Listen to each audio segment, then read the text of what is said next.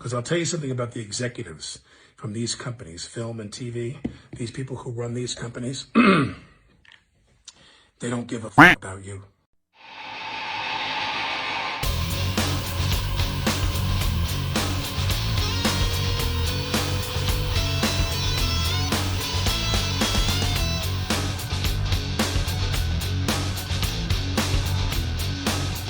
At approximately 1:50 on October 21st, at the set of the Rust movie being filmed, Halyna Hutchins lost her life. It's a very tragic story of what's going on right now in Hollywood.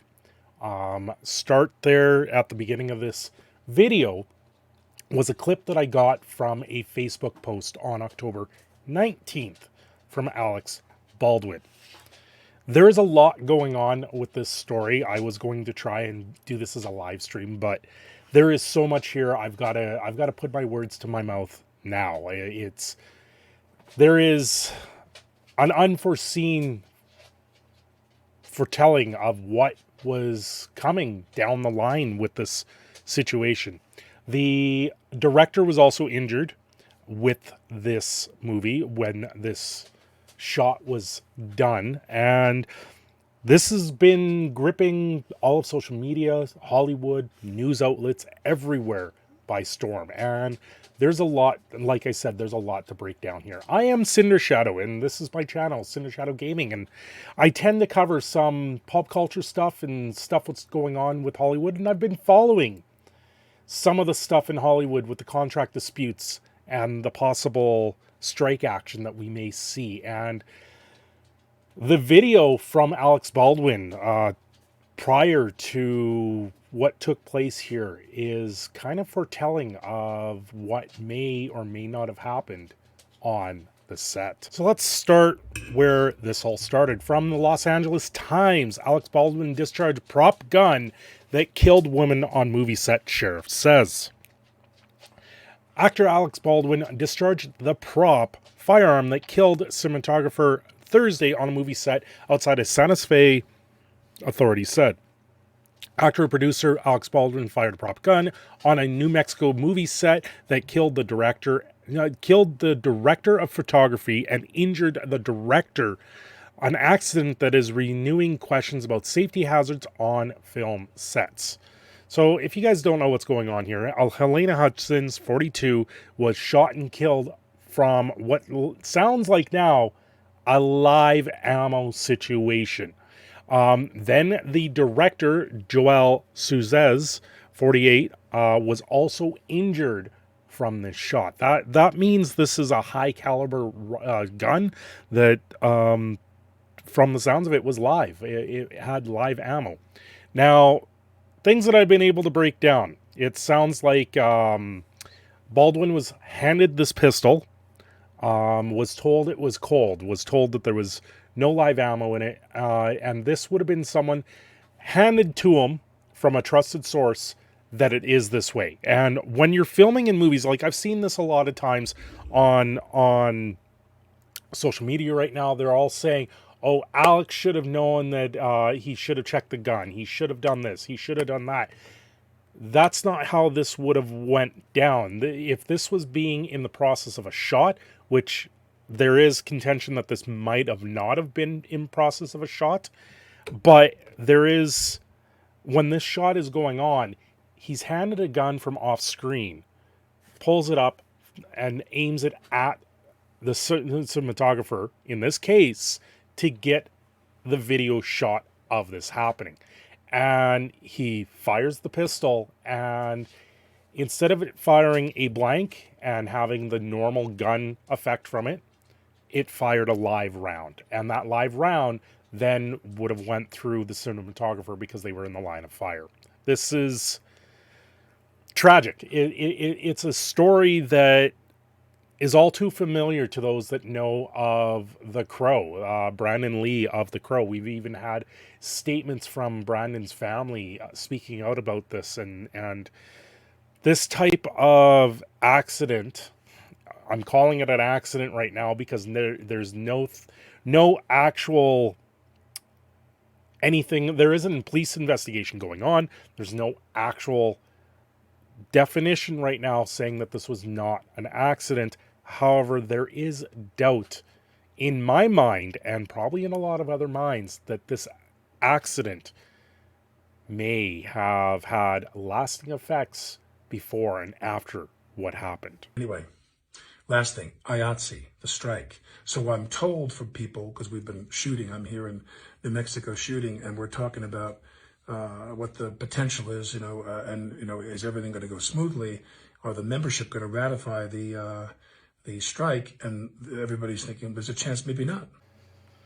So the clip that I've gotten from Facebook, it, like I said, was on October 19th. I'm using it to try and add some context on what's going on here, because when all of this went down, I gave this a day or two here before I started actually making this video. I wanted some more details personally myself, and my fears are there. My fears are truly here on what's going on.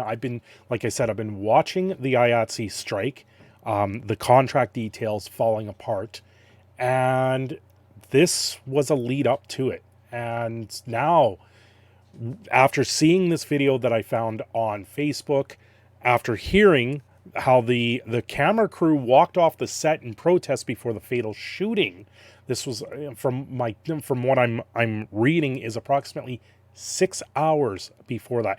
Now, they didn't walk off the set. This headline from the Los Angeles Times is very misleading. They did not walk off the set. They were kicked off the set.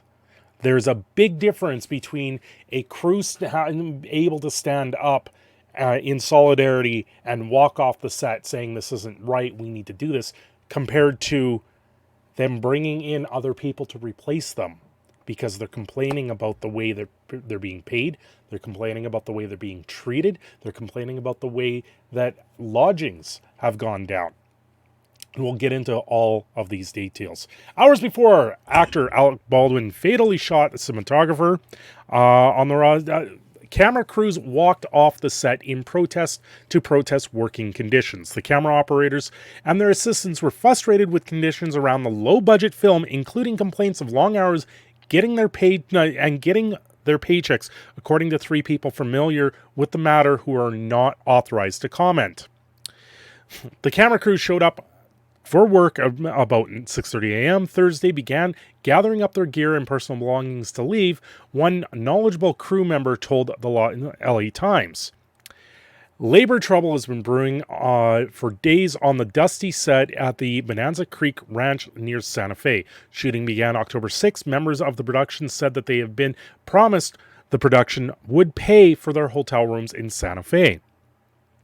But after filming began, the crews were told instead that they were required to make a 50-mile drive from Albuquerque each day rather than stay overnight in a nearby Santa Fe. Personally, 50 miles, a lot of people are driving a lot more than that. 50 miles does not constitute an hour unless they're on backwater roads. Then you've got a big situation there. And if they're going to have them drive something like this, why aren't they renting a bus? Why aren't they renting vehicles to shuttle the staff? When you're doing projects and you're a project manager and there's this type of thing, movement of staff is a big deal. If you're not moving your staff properly, you will get people upset. You will get people not wanting to be there. You will get frustrated people, and you won't get the production that you are deserving or wanting from them at all. The cinematographer who was accidentally killed, Halyna Hutchins, has been advocating for safer conditions for her team, said one crew member who was on the set. As the camera crew, members of the International Alliance of Theatrical Stage Employees, spent about an hour assembling their gear at the Bonanza Creek Ranch, several non-union crew members showed up to replace them. The knowledgeable person said. A member of the production staff then ordered the union members to leave the set. They were never given the opportunity to actually walk off the set. She said if they didn't leave, the producers would call security and remove them. So, workers, bad conditions. They know the conditions are bad. In solidarity, they're sitting there going, okay, we're going to get ready to walk off. The producers then turn around and bring in what's known as scabs in the union world to replace them. And this is almost instantaneously. For what it sounds like, for the distance traveled, you've got to have this set up long in advance if there are going to be people already willing to step into that. This is a remote location. They're already driving an hour to get there from their hotel lodgings, and it would have been even longer. That means the producers already had a plan in action to fire the crew set. This would have upset a ton of people. This would have pissed off every single person there, because now you have a production that's being overtaken by people that are non-union when it was a union contract that would have been in place, and there was obviously labor disputes. So this went from a strike situation to a lockout situation, and those are two very different scenarios. This is the producers playing a game, and now we're seeing the outcome of that game. And I hate to say this lead up, Alex Baldwin talking about the video goes on, and he talks about how the IATSE members need to do what they need to do to ratify, to strike, or they need to do what they need to do to actually get actions from Hollywood and producers. And this is foretelling of the scenario and the safety infractions that they have been done. This is absolutely inherent. These working conditions are beyond that of a normal everyday person. There's a chance maybe not. Maybe the leadership of the union, like the leadership of my own union from time to time, historically, I don't mean now, but historically over the years, the leadership has not been successful at effectively representing the interests of the membership. And they've done some, really sometimes unbelievably stupid things in negotiating with these people on the other side. So I'm going to read one of the comments that were in the Facebook posting that I found here. I don't want to show the Facebook posting because I don't want to perpetuate anything here. It's not where it is. This is, like I said, this is all speculatory.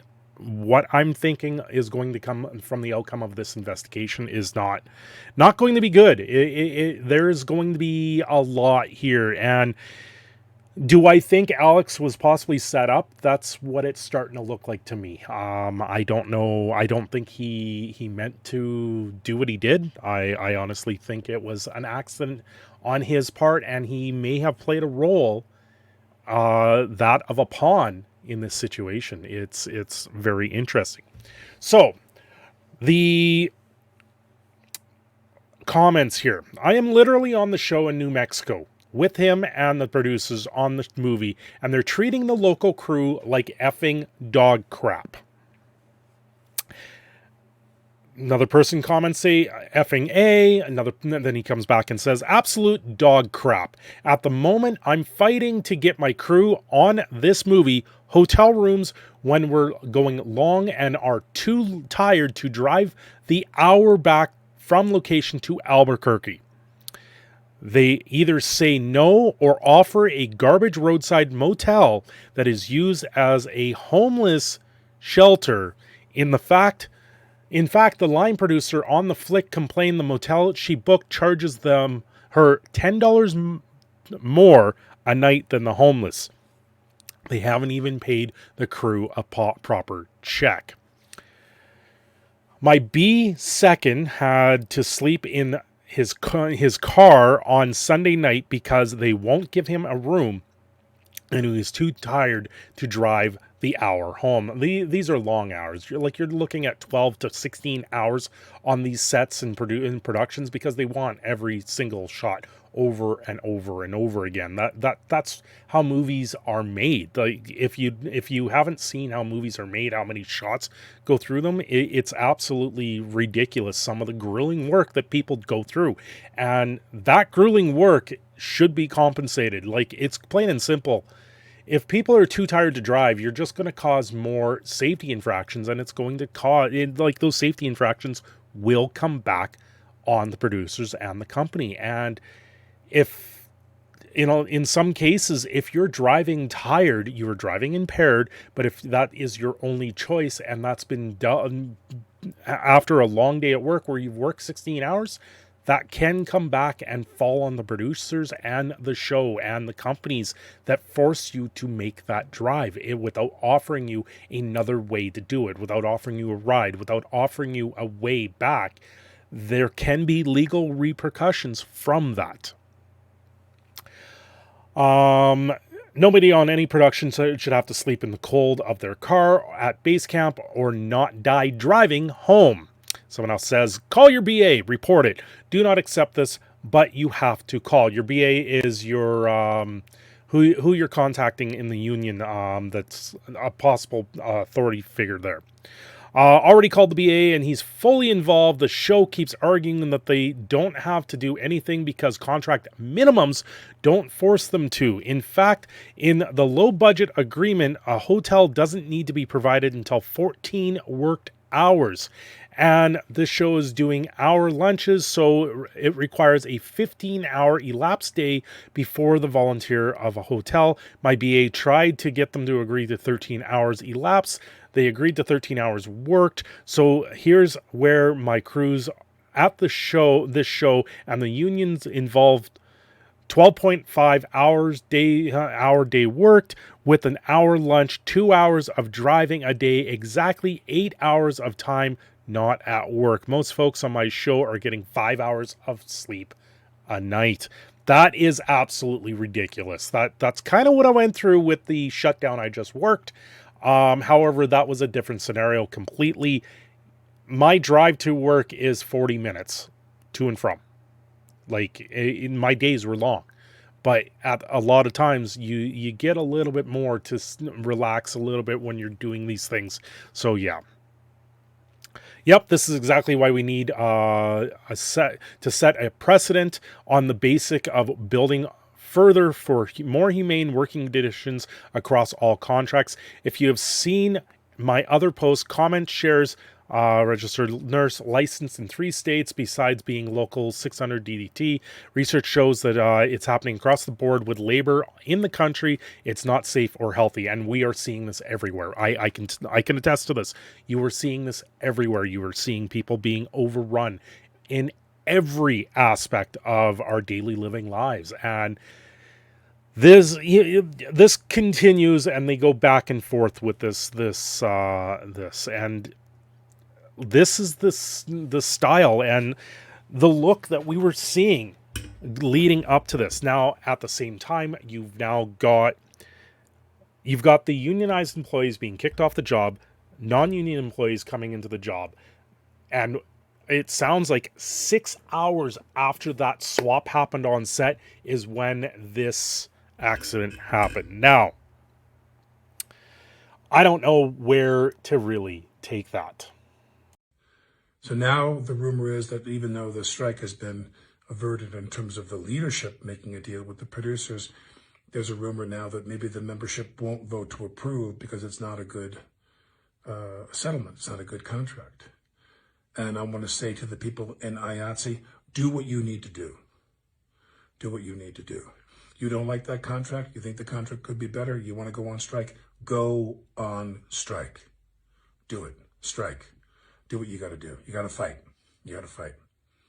Okay, well, I can tell you from personal experience, I've heard and seen stories of when things get down to the nitty gritty and when you're told to do things that you need to do. It's not, sometimes it's not the type of advice that you should be throwing out there. And unfortunately, in this situation, I don't know where this is going to lead up to. I yet to see a full disclosure from the the courts and the police and everything like that, but it really does sound like live ammo was used.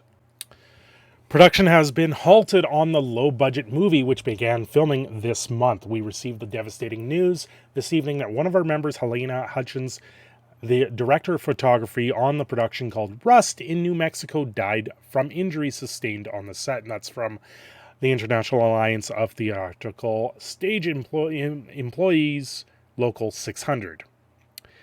The details are unclear at the moment, but we are working to learn more, and we support a full investigation into this tragic event.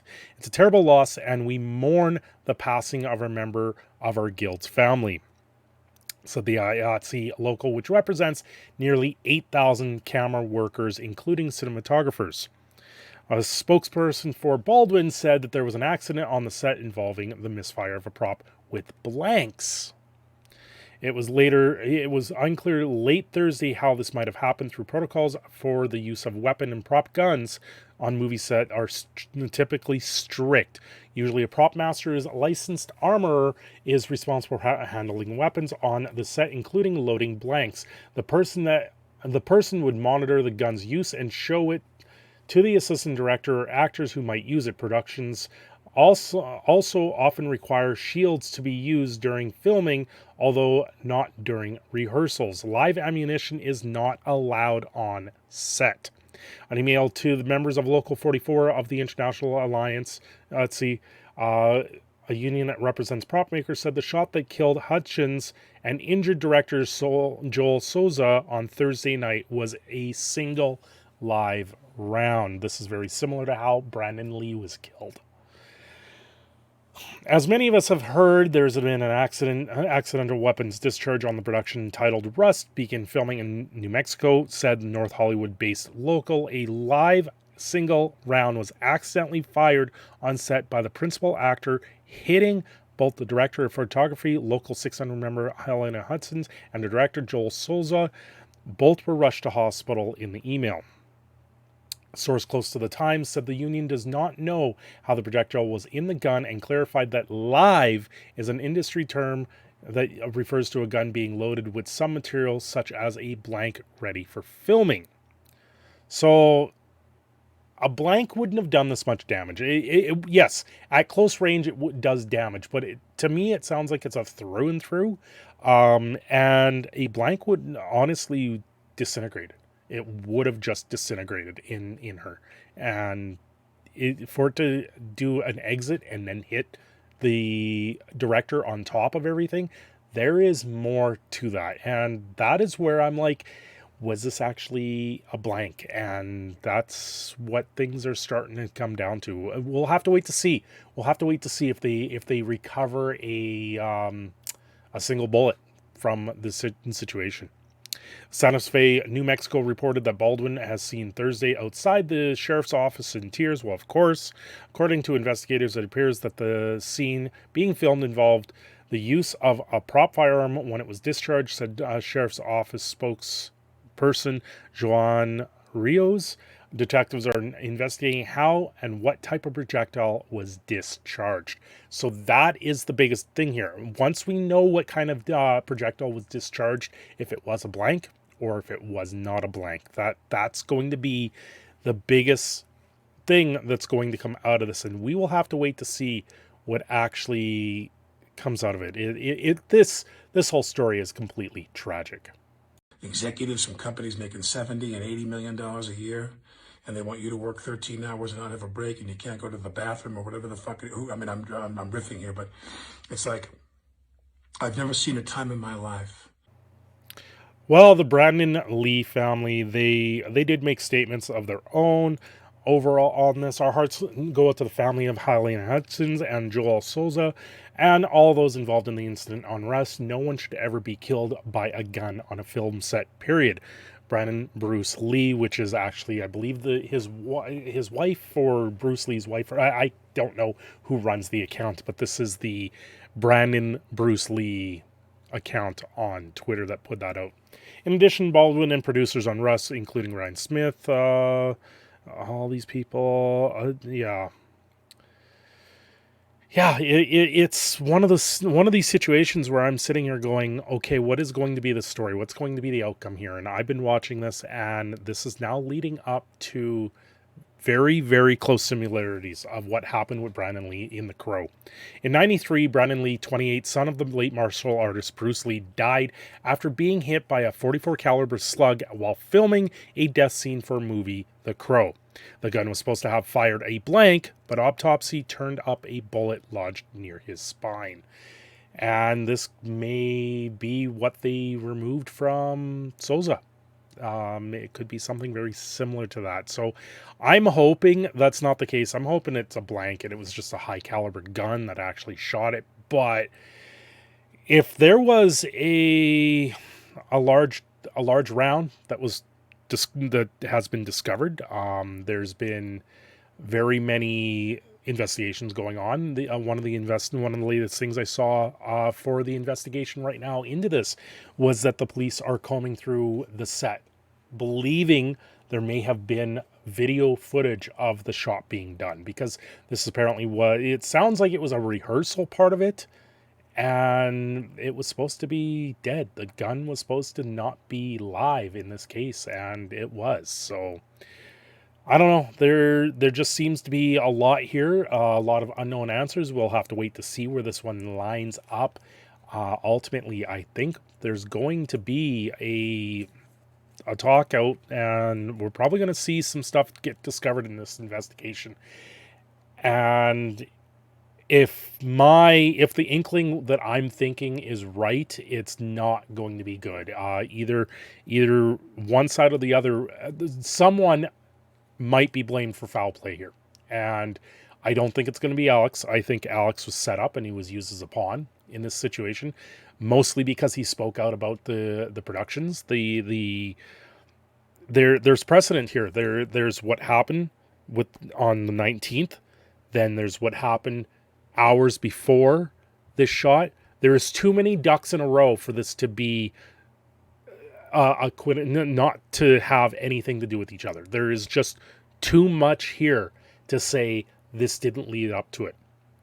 And I believe the underlying cause was a lot of safety infractions were happening. A lot of things were being put to the wayside. This was a very tight, low budget film. This goes to show you how much they're putting into these films and how little they're actually spending on the crews, and how much executives are actually making off these. And this goes into the whole pop culture stuff. This goes into everything we've seen nowadays with the way things are going. And we're seeing production and quality hitting completely tanking. But it's because the executives are making these big bonuses. They're taking all the money that they would have been being made to make these great productions and tanking it for their own personal well-being. Ultimately, they're not looking out for everyone else that's involved. There's stuff coming, and this, I think, is just going to be a catalyst of things to come in Hollywood. We may see more disagreements. We may see more stories like this coming out now that this one's in the forefront. And we got to sit back and relax and wait and see where this goes. And, I'm going to be here watching, and I'm going to try and do my best to cover where I can. Anyway, guys, thanks for watching. This is Proud Canadian Phoenix signing off. This video has gone on way too long already, so don't forget to like and subscribe. And hey, share this out if you know someone that's watching the situation and they want to know more about it. This is the video I think that you guys will want. Have yourselves a great day. Thanks for watching. I can't believe that the lower the amount, there's an inverse